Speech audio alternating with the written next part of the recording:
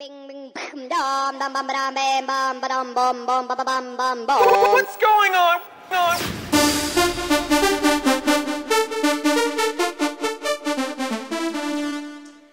Bonjour et bienvenue sur Internet pour ce premier numéro de Euro 2012 le MAG. Je suis très heureux de vous retrouver en compagnie de mes Bourbens Brothers. J'ai nommé Benjamin et Julien. Bonjour à vous. Salut Ludo, salut les internautes. Alors, nous sommes ici pour faire un petit point sur les premiers matchs des 4 groupes. Et donc nous allons attaquer tout de suite cette émission avec le groupe A. Et donc la première rencontre, Pologne-Grèce, Benjamin. Oui, Pologne-Grèce qui s'est soldé sur un match nul 1-1, but pour la Pologne de Lewandowski à la 17e minute. La Grèce a marqué l'égalisation à la 51e minute par Salpingidis. Donc j'ai trouvé que le match était dans l'ensemble moyen, mais par contre que l'arbitre était vraiment pas correct, avec le carton rouge notamment aux Grecs injustifié. Voilà, je sais pas, Julien. Oui, je suis tout à fait d'accord avec ce que tu viens de dire. Les Polonais ont marqué le premier but, ça a mis l'euphorie dans le stade, c'est normal, ils jouent à domicile, c'est le premier match. Par contre, tous les objectifs étaient donc braqués sur ce match, pour ce match d'ouverture. Et c'est assez triste d'avoir vu un arbitrage aussi nul, avec des fautes sifflées de manière injustifiée. Le carton rouge pour la Grèce, tu l'as souligné. Le gardien polonais remplaçant, puisqu'il y a eu un carton rouge pour le gardien polonais, ça c'était tout à fait normal. Mais le petit jeune qui l'a remplacé a sauvé un pénalty, sinon il y aurait eu 2-1 pour la Grèce. Mais c'était un match plutôt sympa, mais les Polonais se sont affaiblis après avoir marqué leur but. Les Grecs auraient pu en marquer plus, mais voilà. Ensuite on avait la rencontre Russie-République tchèque, 4-1 pour la Russie, c'est une petite surprise quand même. Ah oui, c'est même une grosse surprise je pense, parce qu'il y avait le gardien pour la République tchèque, Sech, qui a été champion d'Angleterre, enfin de la coupe avec Chelsea. Voilà, avec Chelsea. Donc 4 buts pour la Russie, Zagoev à la 15e minute, Cherkov à la 24e minute, la République tchèque, Pilar a rétorqué à la 52e minute, Zagoev pour la Russie à la 70e minute et Zaliwechenko à la 82e minute a enfoncé le clou clairement, 4 buts à 1, surprise. Oui, c'est une surprise, même si la République tchèque, je crois, était moins bien classée que la Russie. La République tchèque était une équipe un peu outsider ces dernières années. Le problème, c'est qu'elle a vieilli. Et ils n'ont pas su changer cette équipe. Donc, du coup, grosse punition, malgré le fait qu'ils aient un bon gardien. Il y avait une très mauvaise défense. Et la Russie a su développer un très bon jeu, assez rapide. Faut se méfier de la Russie. Il pourra peut-être sortir de ce groupe très homogène, donc tout peut se passer. Et oui, donc la République tchèque qui prend la queue de classement avec 0 points, donc 4e. En deuxième, nous avons la Grèce et la Pologne avec 1 point. Et donc la Russie, grâce à sa victoire, prend la tête avec 3 points. Ouais. Ensuite, nous avons le groupe B, le groupe que l'on a pu appeler le groupe de la mort. Pas forcément, au vu des résultats des matchs. Pays-Bas-Danemark, 1-0 pour le Danemark. Encore une surprise. Énorme surprise parce que les Pays-Bas c'était les finalistes du dernier Euro mondial. But pour le Danemark de Krondeli à la 24e minute. 32 tirs pour les Pays-Bas, 8 pour le Danemark. Grosse surprise. Ouais, voilà, tu l'as dit. Tu as tout dit, les Pays-Bas, on les attendait mieux que cela. Ils n'ont pas répondu présent à ce premier rendez-vous qu'il ne fallait pas louper pour eux s'ils veulent sortir de ce groupe-là, parce qu'ils ont quand même l'Allemagne et le Portugal à affronter maintenant. Voilà. Oui, Allemagne-Portugal, une rencontre avec un score qui me paraît logique, 1-0 pour l'Allemagne. Logique, oui. But de Gomez, 72e minute. Ils ont mis longtemps avant de marquer le but. Mais d'un autre côté, le Portugal a fait un très bon match. Ça a été, ils ont bien tenu le coup, quoi. Il y a eu 11 tirs pour l'Allemagne et 12 tirs pour le Portugal, donc c'est assez équilibré. Et 3 tirs cadrés des deux côtés des deux équipes. Ouais, je suis assez d'accord avec ton analyse. C'était un match assez équilibré, mais l'Allemagne a réussi à monter un petit peu en puissance vers la fin et à tuer le match d'un but à la 72e minute. Voilà. Ouais, un match assez long quand même. C'était vraiment équilibré, même toi. Mais c'était assez équilibré, mais bon, c'était long quand même. C'était une rencontre assez longue jusqu'au but de l'Allemagne et après, bon, le match était quasiment fini, quoi. Ouais. Le classement de ce groupe B, le Danemark et l'Allemagne avec leur victoire prennent la tête avec 3 points.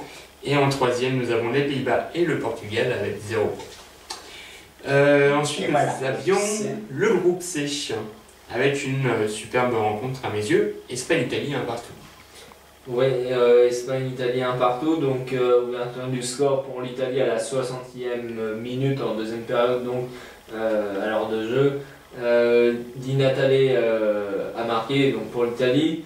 Fabregas a égalisé à 4 minutes après à la 64e minute. 6 tirs cadrés dans les deux équipes. C'est un match nul. Logique. Malgré que l'Espagne était plutôt, on va dire, favorite. Parce qu'ils sont les derniers champions en titre. Mais bon, voilà, oui, score. L'Espagne qui est championne d'Europe en titre et championne du monde en titre, hein, quand même. Ouais. Et là, ils visent un 3e titre mondial, international d'ampleur. On attendait mieux, mais l'Italie a surpris son monde et donc ça a fait un match nul. Oui, effectivement, l'Espagne qui a 2 titres actuellement. Mais l'Italie qui est toujours une bonne équipe, c'est pas à prouver. Hein. Et donc ce match nul est très représentatif de ce match qui était de très haut niveau, j'ai trouvé. Et donc ensuite dans ce groupe C, on avait... C'est, je pense, le meilleur match depuis le début. Oui. On est d'accord. Dans ceux que j'ai eu l'occasion de pouvoir voir, c'était celui que j'ai préféré. Et en deuxième match, dans ce groupe C, on avait Irlande-Croatie, 3-1 pour la Croatie. Est-ce qu'on attendait ça, Benjamin? Ouais, moi je pense que oui, c'était assez logique. L'Irlande, on sait le classement FIFA par rapport à celui de la Croatie, c'est pas la même. Il y a un petit écart. Il y a eu 13 tirs pour l'Irlande, 15 pour la Croatie, 3 tirs cadrés pour l'Irlande et 5 pour la Croatie. Score logique. Oui, vous étiez d'accord tous les deux pour voir une victoire croate. Moi, je voulais prendre le risque de voir une victoire irlandaise. Je voyais cette équipe un peu plus forte que cela. J'ai été surpris. Les Croates ont bien déroulé. C'était pas le match de l'année, mais bon, voilà. L'Irlande va avoir du mal à faire quelque chose dans cet Euro, je pense. Les Croates ont une petite chance. Mais bon, ils affronteront de gros clubs après. Et oui, donc, de grosses nations, pardon. Donc la Croatie qui prend la tête de ce classement avec 3 points. En deuxième, nous avons l'Italie et l'Espagne suite au match nul avec 1 point. Et enfin l'Irlande en queue de classement avec 0 point. Et enfin le groupe D, le groupe de la France, avec les matchs que vous avez pu suivre hier. Et donc on avait en premier France-Angleterre, un match nul, 1 partout, Benjamin. Ouais, 1 partout. Ouverture du score pour l'Angleterre, Lascott à la 30e minute et la France qui a marqué 9 minutes après avec Nasri. La 39e minute, 21 tirs pour la France, 5 pour l'Angleterre et 7 tirs cadrés pour la France, 1 pour l'Angleterre. C'est un match nul, mais moi je pense que la France aurait pu quand même gagner ce match avec un but en plus parce qu'il y a eu plus de tirs. On a une équipe d'Angleterre assez fatiguée, on peut dire. Les deux équipes se sont cherchées au début, là, pendant les 20-30 premières minutes. Écoute, tu as tout dit, effectivement. La France aurait pu mieux faire. Ils avaient déjà un bon niveau de jeu, mais bon, il faut. L'Angleterre s'est un peu assoupie à la fin, on aurait pu tenter de les bousculer un peu plus. Mais bon, c'est le début de la compétition, c'est un bon point de prix. Et puis c'est la plus grande équipe selon moi dans le groupe. Oui, on est d'accord. Voilà, pour moi le meilleur joueur de ce match a été Alou Diarra avec Nasri, on va dire, parce qu'il a marqué. Le pire pour moi ça a été, le pire même si tout le monde avait un peu près mon niveau, ça a été Drami.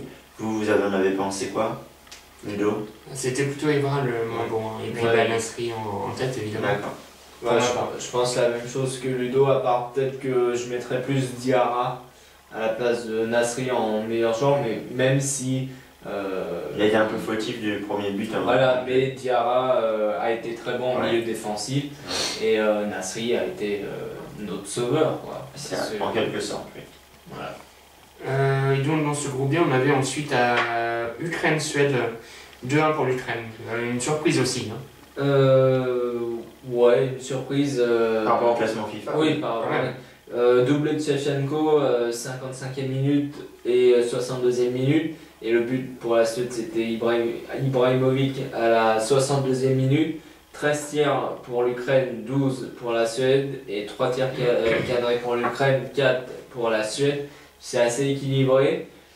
Mais l'Ukraine a su se détacher assez logiquement, comme tu le disais.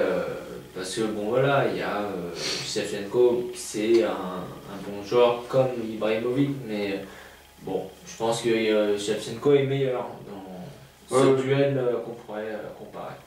Oui, je suis assez d'accord avec ce que tu dis également. On n'avait pas vu de victoire de l'Ukraine, au mieux on avait vu un match nul.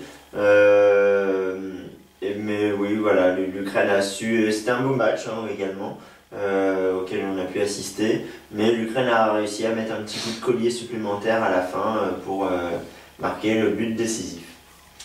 Et donc ce groupe D, c'est l'Ukraine qui prend la tête avec 3 points. En deuxième, nous avons donc l'Angleterre et la France 1 point. Et en bas de classement, la Suède avec 0 points. On va revenir rapidement sur une publication. On va enchaîner sur nos statistiques concernant les pronostics qu'on avait fait. On en est où? Après, c'est pas terrible, hein, les garçons. Puisque au niveau des bonnes tendances, c'est-à-dire victoire, nulle ou défaite, nous sommes tous à égalité. Deux bonnes tendances sur 8, 25% de réussite seulement. Et au niveau des bons pronostics, j'ai réussi à en avoir un, celui de Pologne-Grèce, ce qui me fait 12,5% de réussite dans les bons pronostics. Ça va avoir le score juste, c'est pas facile à pronostiquer, il y a eu des surprises. Voilà, donc à nous de faire mieux pour la deuxième journée de tous les groupes. Voilà. Ouais.